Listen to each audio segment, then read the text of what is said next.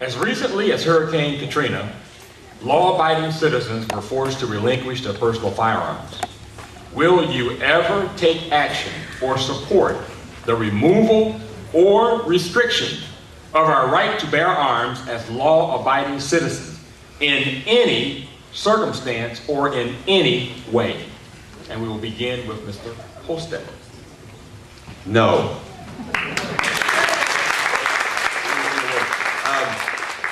In my 12 years in the United States House of Representatives, I was fortunate enough to be able to vote against the Clinton gun ban that was put in place in 1994.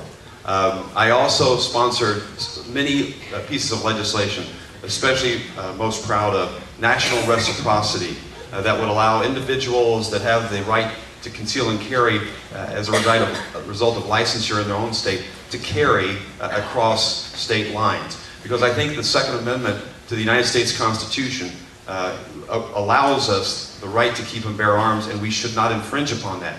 Not only should we not infringe upon that on the federal level, I do not believe state governments should infringe upon that right as well. And that is why I believe the 14th Amendment, legislation utilizing the 14th Amendment, can allow citizens all over this country to exercise their right to keep and bear arms and to allow who's to do so in other states. I hate it when that word doesn't want to pop out, but this one's easy. No.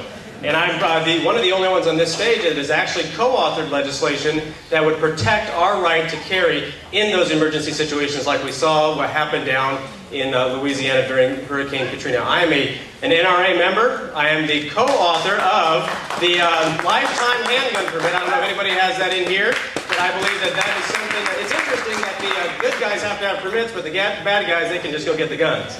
And I'm also a strong supporter of the Castle Doctrine, which we passed here in the state of Indiana several years ago, and a proud, as I said, NRA member, and also believe that those bills that were voted upon in Washington with the Brady gun control bill and the assault weapons ban should have been opposed as well. So thank you very much for the question.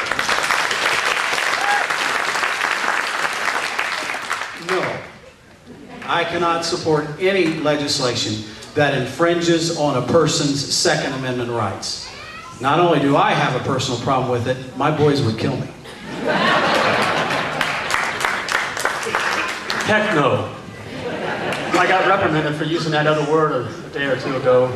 Mr. Stutzman, I apologize. But heck no.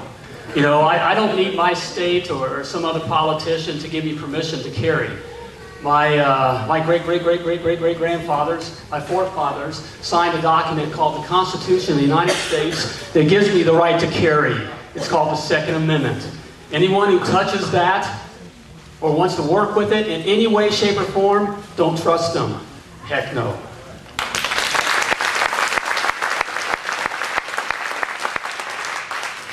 I'm a believer and supporter of the Second Amendment. I've enjoyed the support of the National Rifle Association in all my races.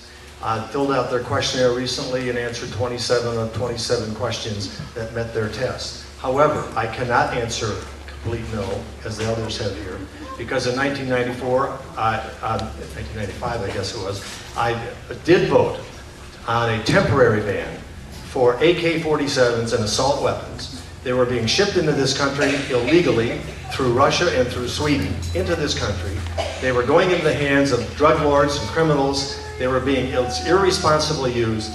With the support of law enforcement officials and the support of a lot of sportsmen, hunters, and others, we put a temporary ban on there for a temporary time. We eliminated the problem. There was a huge crack cocaine issue going on. Innocent people were getting killed with the drive-by street sweeper guns. And I thought it was a responsible vote, and I stand by it.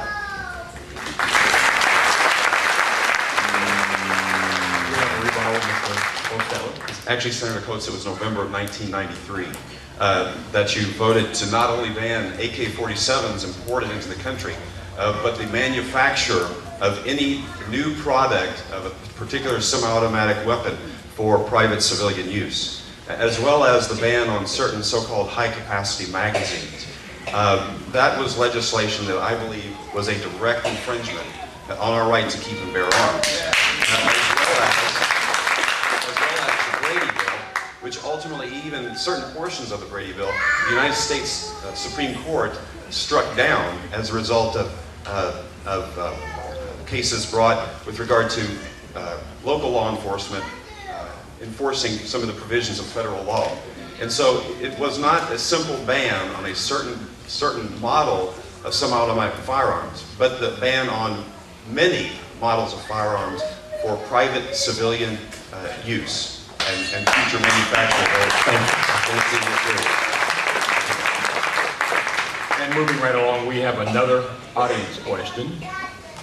The question is, barely 250 of Evan Bay's top 5,000 contributors were from Indiana. Where are your top contributors from? And that question begins with Marlon. Yes. Well, right now, the sacrifice that we've made over the last year with my wife and 2 kids, so the largest contribution has come from my family. And I appreciate my wife, Christy, who's willing to travel with me. But I think one of the things that is so important is, where does our money come from for campaigns? Does it come from the people that are willing to go to the ballot box and vote for the people that they believe should represent them best? The majority of our money comes from people in Indiana. I am proud to say so, because I believe that as we've traveled around and talked to people 23,000 miles around the state of Indiana to ask for their support and ask for their vote as they go to the ballot box, but also to ask them for their support financially. One of the interesting things that I thought was with Senator Bayh is that 85% of his money came from outside of Indiana. And, you know, at the end of the day, 100% of the vote has to come from Hoosiers. And I'm proud to stand here before you and ask for your vote. And if you do want to write out a check, see myself back at gomarlin.com if I move back in the back.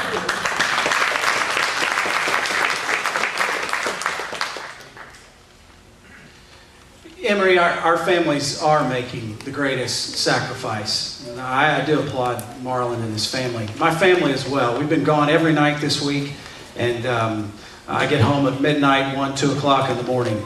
My family's making a tremendous sacrifice because they believe in America, and they want Daddy to succeed because they know he can help save the United States of America. The majority of my money is coming from right here in the state of Indiana. But I will say this, I'll take money from any God-fearing America that wants to help me stop Barack Obama. And you can donate at my website at donbatesjr.com.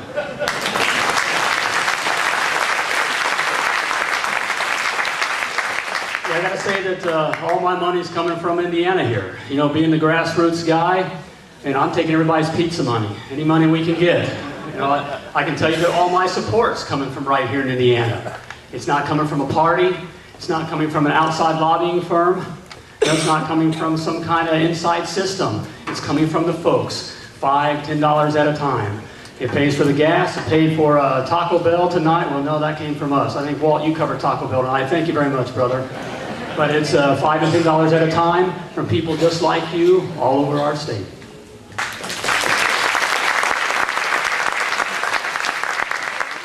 I'm new to this, and we haven't filed our first report yet. I've just been in this 8 weeks. I joined this race because, well, 2 words, Barack Obama, or maybe 4, Barack Obama, Nancy Pelosi, or maybe 6, and Harry Reid, and maybe 8, Evan Bayh.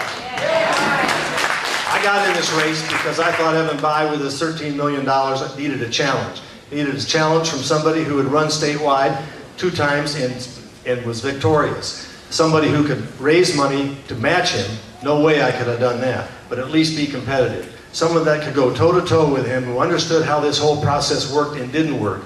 And as he attached himself to Barack Obama's hip and enabled this Barack Obama, Nancy Pelosi, Harry Reid liberal agenda, I was fully prepared to do that race. I was surprised as anybody else when he announced that his retirement was there. So we have just started raising money in the last few weeks, and we haven't made that first report yet, which isn't due till March 31st. But I can say almost every dollar that's come from Indiana.